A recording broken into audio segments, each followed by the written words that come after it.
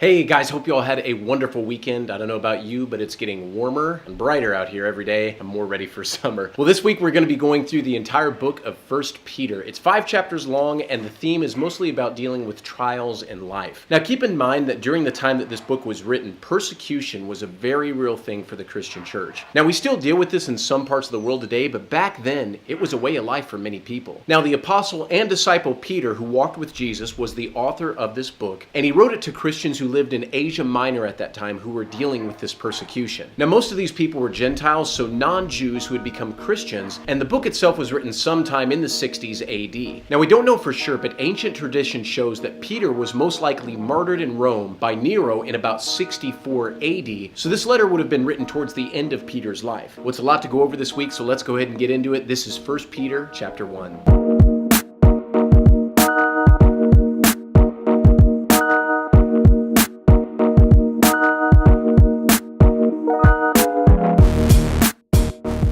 Opening up in the chapter, Peter shows an important truth about faith, that trials and persecutions are really the thing that puts the genuineness of it to the test and then shows if it's real. Now, honestly, this is very similar to the parable that Jesus taught about the farmer who sowed seed. Now, in that story, he mentions about how some seed fell among weeds or thorns and that it got choked out because this represents the cares of the world. Well, it's the same concept that Peter is talking about here, that our faith is truly tested in these circumstances. So look at what he writes in verses 6 through 9. In this you greatly rejoice, though now for a little while, if need be, you have been grieved by various trials, that the genuineness of your faith, being much more precious than gold that perishes, though it is tested by fire, may be found to praise, honor, and glory at the revelation of Jesus Christ, whom having not seen you love, though now you do not see him, yet believing you rejoice with joy inexpressible and full of glory, receiving the end of your faith, the salvation of your souls. Now, most of us will never go through many of the things that the early church did as far as persecution, and yet this truth still holds true to this day. People's faith will always be tested, but the important thing to remember is that trials come to us all and ultimately makes our faith stronger or we abandon it. Now, the closing of this chapter is so good and so revealing of the physical versus the spiritual. So look at verses 23 through 25. Having been born again, not of corruptible seed, but incorruptible, through the word of God, which lives and abides forever. Because all flesh is as grass, and all the glory of man as the flower of the grass withers, and its flower falls away, but the word of the Lord endures forever. Everything in this world eventually passes away, but the word of the Lord endures forever. What God has spoken into existence never changes. His word is eternal. All right, guys, well, that is going to wrap it for us today with 1 Peter chapter 1. 4 more chapters still to go in this book for the rest of this week. Well, thank you as always for being here. Hope you'll come back tomorrow for chapter 2. Till tomorrow, hope you all have a beautiful day. I love you guys. We will see you back here tomorrow.